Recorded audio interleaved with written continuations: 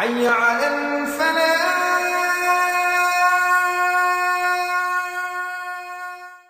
بسم اللہ الرحمن الرحیم۔ نبی پاک صلی اللہ علیہ وسلم کا دور مبارک، آپ کے دور میں ابو جہل، اس کی لونڈی نے کلمہ پڑھا۔ ابو جہل، نبی پاک کا فرمان ہے، ہر قوم میں ایک فرعون تھا، میری امت کا فرعون ابو جہل ہے۔ ابو جہل کے تن بدن میں آگ لگ گئی۔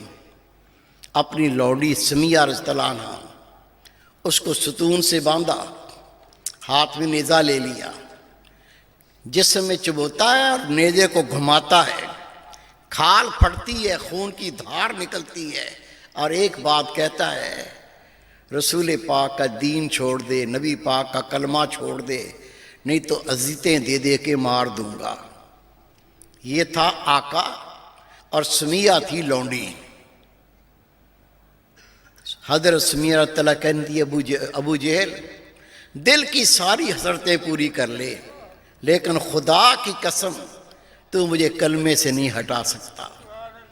بیٹے نے دیکھا ماں کا یہ حال ہو رہا ہے، روتا ہوا رسول پاک کی طرف بھاگا۔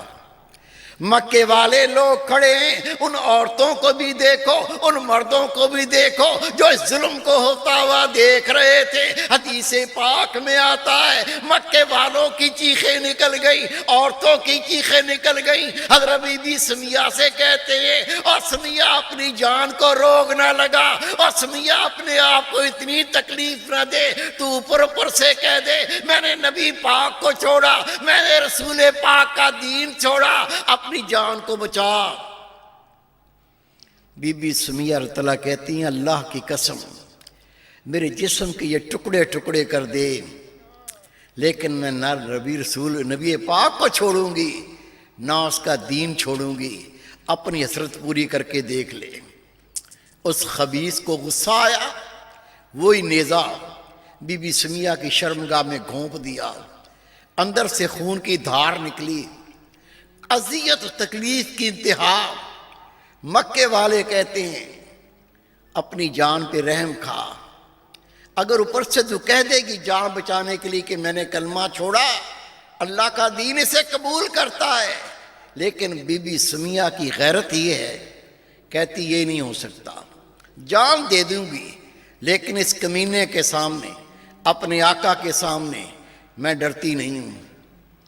بچہ نبی پاک کی خدمت میں پہنچا، عرض کی آقا میری ماں آپ کو پتہ ہے ابو جہل کی لونڈی ہے، اس نے ستون سے باندھا ہے، جسم پہ نیزہ چبھوتا ہے، اس کو گھماتا ہے، کھال پھٹتی ہے، گوشت پھٹتا ہے، خون کی دھار نکلتی ہے، وہ کمینہ چھوڑتا نہیں، یہاں تک کہ اس نے نیزہ میری امی جان کی شرمگاہ میں گھونپ دیا۔